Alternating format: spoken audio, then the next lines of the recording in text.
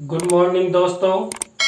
CDRK Saini BEd classes में आप सभी का हार्दिक स्वागत है, अभिनंदन है। देखिए, हम आपके बीएड पाठ्यक्रम के अंतर्गत जो आपका पेपर है बाल्यावस्था एवं विकास प्रक्रिया, बाल्यावस्था एवं विकास प्रक्रिया अंतर्गत हम बाल विकास के सिद्धांतों के बारे में अध्ययन कर रहे हैं। तो बाल विकास के हमने 10 सिद्धांतों का अध्ययन कर लिया है। उसी सिद्धांतों की श्रृंखला में आज हम जो व्यवहार के सिद्धांत है उन व्यवहार के सिद्धांतों के पार्ट फर्स्ट में 2 सिद्धांतों का अध्ययन करेंगे। उद्दीपक और अनुक्रिया का सिद्धांत। उद्दीपक और अनुक्रिया का सिद्धांत क्या होता है? देखिए, ये शॉर्ट टॉपिक है जिनके माध्यम से हम जो हमारी परीक्षाओं में प्रश्न पूछे जाते हैं उनकी दृष्टि से ये छोटे छोटे टॉपिक अति महत्वपूर्ण है। और दूसरा सिद्धांत का अध्ययन करेंगे स्मृति प्रतिमा का सिद्धांत कि स्मृति प्रतिमा का सिद्धांत क्या होता है। तो इन दोनों सिद्धांतों का अंतर्गत हम व्यवहार के सिद्धांतों के अंतर्गत करेंगे। यदि आप हमारे YouTube चैनल पर नए हैं तो हमारे चैनल को सब्सक्राइब करें और पास ही बने बेल आइकन के बटन को दबा देवे। सबसे पहले हम उद्दीपक एवं अनुक्रिया का सिद्धांत कि उद्दीपक एवं अनुक्रिया का सिद्धांत क्या होता है उसका अध्ययन करेंगे। उसके अंतर्गत पहला बिंदु है उद्दीपक एवं अनुक्रिया का जितना महत्व है उतना और किसी प्रत्यय का नहीं है। बिल्कुल सही है कि जीवन में जो उद्दीपक है और अनुक्रिया है जिसका जितना महत्व है उसके अलावा किसी अन्य प्रत्यय का है नहीं। क्यों? क्योंकि हम पूरे जीवन में उद्दीपक और अनुक्रिया पर ही अपना जीवन व्यतीत करते हैं। उद्दीपकों के द्वारा हम क्रियाएं करते हैं, अधिगम करते हैं, तो पूरा जीवन उद्दीपक और अनुक्रियाओं पर ही व्यतीत हो जाता है। तो सबसे महत्वपूर्ण प्रत्यय माना जाता है उद्दीपक और अनुक्रिया को। इसी के अंतर्गत दूसरा जो बिंदु है व्यवहारवादी मनोविज्ञान को, जो व्यवहारवादी मनोवैज्ञानिक है, व्यवहारवादी मनोविज्ञान को उद्दीपक और अनुक्रिया का मनोविज्ञान भी कहते हैं। क्योंकि जो मनोविज्ञान है उसके अंतर्गत हम उद्दीपक और अनुक्रियाओं के बारे में अध्ययन करते हैं। उद्दीपक क्या होता है, अनुक्रियाएं क्या होती है। और देखिए, कई मनोवैज्ञानिकों ने उद्दीपक और अनुक्रियाओं पर ही विशेष बल दिया है। अधिगम के सिद्धांतों के अंतर्गत भी अनुक्रिया और उद्दीपक को महत्वपूर्ण माना गया है। व्यवहारवादी मनोवैज्ञानिकों के अनुसार प्रत्येक व्यक्ति में उद्दीपक के साथ साथ अनुक्रिया होती ही है, बिल्कुल 100%। यदि किसी व्यक्ति को कोई उद्दीपक प्रदान किया जाता है तो उसका प्रभाव व्यक्ति पर जरूर दिखाई देता है, यानी कि व्यक्ति क्रिया जरूर करेगा। उद्दीपक प्रदान करने पर या उद्दीपक को देखकर भी व्यक्ति जरूर अनुक्रिया करता है।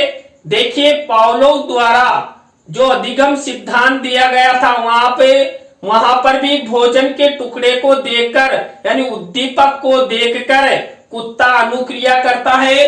तो यहाँ पर भी जब बालक का विकास होता है उस बालक के विकास में उद्दीपक और अनुक्रिया का महत्वपूर्ण स्थान होता है। उद्दीपक के द्वारा ही बालक क्रियाएं करना सीखते हैं और जितने अधिक उद्दीपक बालकों को प्रदान किए जाएंगे बालकों का विकास भी अधिक होगा और देखिए बालक अधिगम कब करता है?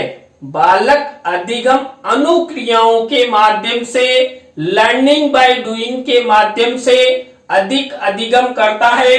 तो व्यवहारवादी मनोवैज्ञानिकों के अनुसार प्रत्येक व्यक्ति में उद्दीपक के साथ साथ अनुक्रियाएं पाई जाती है।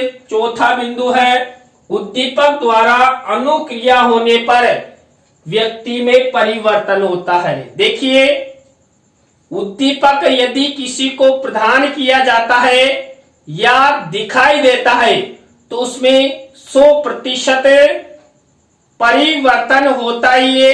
अभी देखिए हम एक उदाहरण आपको बताएंगे कि उद्दीपक की प्रक्रिया में जब आंख पर अचानक तीव्र प्रकाश पड़ता है तो आंख की पुतलियां तुरंत सिकुड़ जाती है।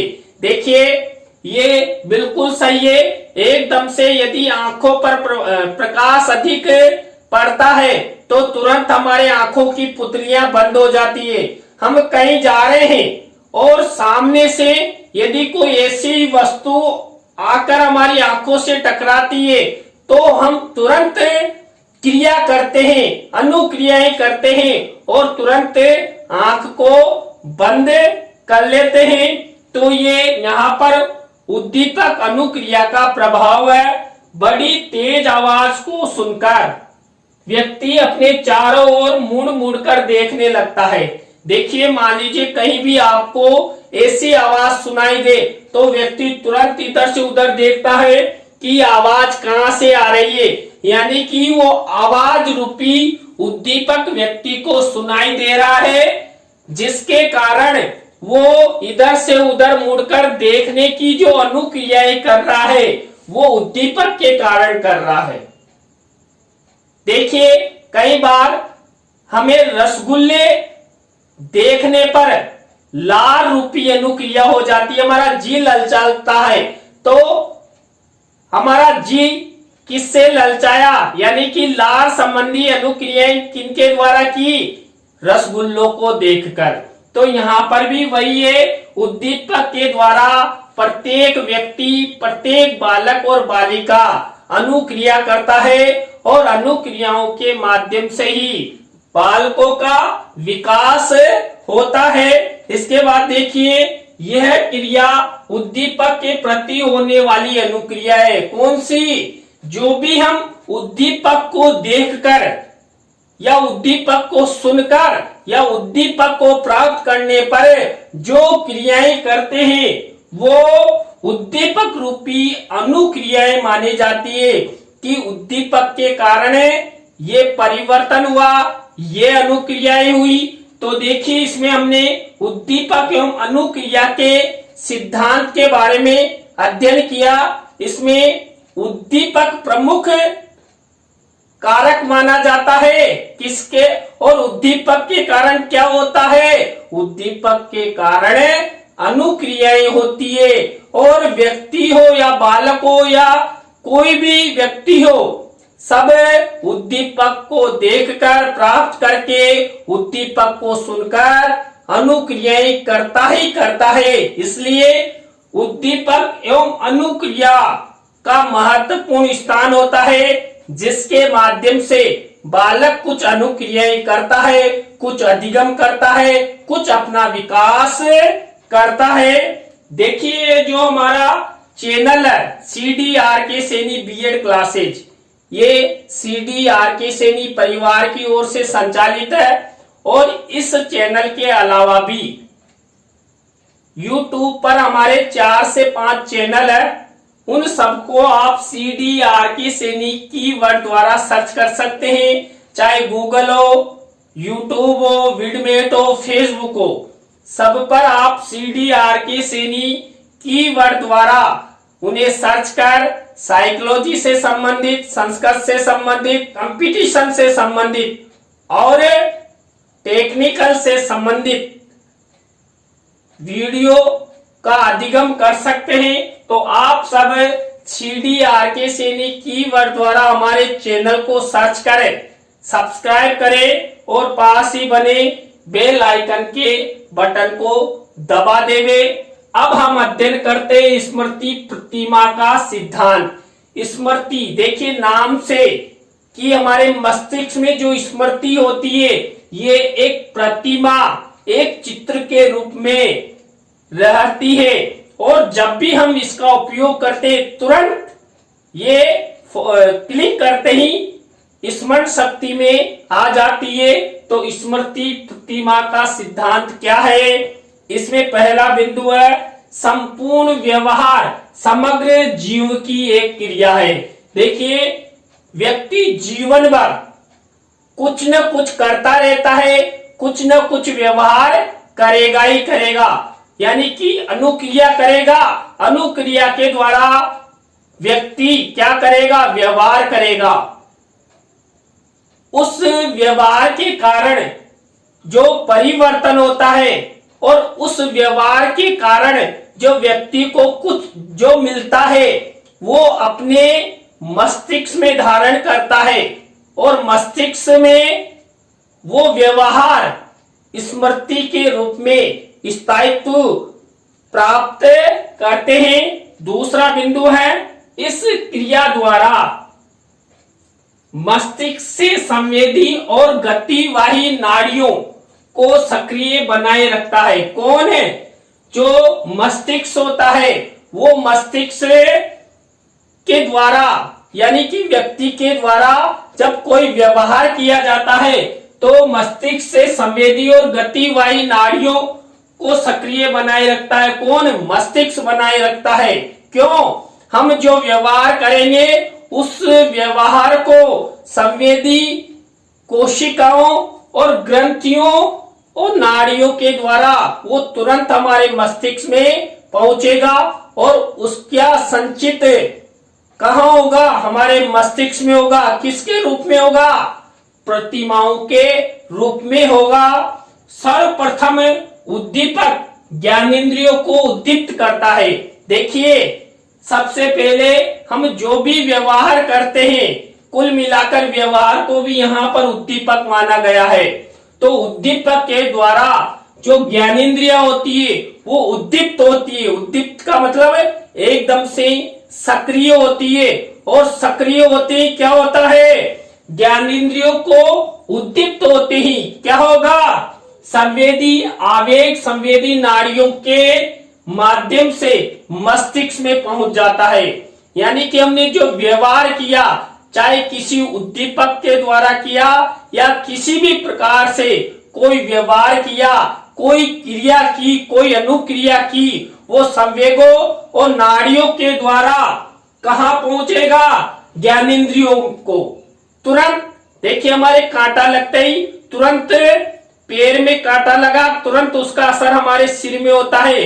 तो यहाँ पर भी वैसे ही है कि जो ज्ञानेंद्रिया होती है ज्ञानेंद्रियों को उद्दीप्त होते ही जो संवेदी आवेग संवेदी नाड़ियों के माध्यम से मस्तिष्क में पहुंच जाते हैं। क्या? व्यवहार। व्यवहार का मतलब जो हमें ग्रहण करते हैं, हमारी जो स्मृति में जो बातें हम याद करते हैं व्यवहार में लाते हैं वो नाड़ियों और संवेगों के माध्यम से ज्ञानेंद्रियों तक पहुंचती है और ज्ञानेंद्रियों के माध्यम से सीधी हमारे मस्तिष्क में पहुंचती है। इसके बाद देखिए संवेदी आवेग संवेदी नाड़ियों के माध्यम से मस्तिष्क में पहुंचने पर आवेग मस्तिष्क में स्मृति प्रतिमाओं के रूप में संचित हो जाते हैं। कहा? स्मृति जो प्रतिमाएं हैं वो मस्तिष्क में संचित हो जाती है। किसके द्वारा? ज्ञानेंद्रियों के द्वारा। क्या? जो हम व्यवहार करते हैं। देखिए प्रतिदिन हम कुछ न कुछ व्यवहार करते हैं, कुछ न कुछ क्रियाएं करते हैं और वो सब क्रियाएं अनुक्रियाएं व्यवहार वो सब हम अपने मस्तिष्क में ग्रहण करते हैं, संचित करते हैं। तो यहाँ पर भी जो संवेदी आवेग है संवेदी नाड़ियों के माध्यम से मस्तिष्क में पहुंचने पर आवेग मस्तिष्क में स्मृति प्रतिमाओं के रूप में संचित हो जाते हैं और स्मृति प्रतिमाएं पुनः स्मरण करने पर व्यवहार के रूप में व्यक्ति में आती है और वह उनका प्रयोग करता है। यानी कि जब भी हमारी जो स्मरण शक्ति है, मस्तिष्क है, इस मस्तिष्क में जो स्मृति प्रतिमाएं होती है, उन स्मृति प्रतिमाओं को जब भी हम व्यवहार में लाना चाहते हैं, प्रयोग करना चाहते हैं, तो ना पुनः मस्तिष्क को स्मरण किया जाता है और वो फिर से संवेदी नाड़ियों और ज्ञानेंद्रियों के माध्यम से पुनः व्यवहार में आ जाती है। कुल मिलाकर हमें पुनः वही स्मृति प्रतिमाएं याद आ जाती है। तो देखिए, आज की क्लास में हमने उद्दीपक एवं अनुक्रिया का सिद्धांत और स्मृति प्रतिमा का सिद्धांत का अध्ययन किया। आपको वीडियो कैसा लगा कमेंट्स में जरूर बताएं। यदि हमारी क्लास अच्छी लगी हो तो लाइक करना, कमेंट्स करना और वीडियो को अपने मित्रों और सहपाठियों को शेयर जरूर करना। अगले सिद्धांत के साथ हम आपसे फिर मिलेंगे CDRK सैनी B.Ed क्लासेज पर। तो राम राम सा, बाय।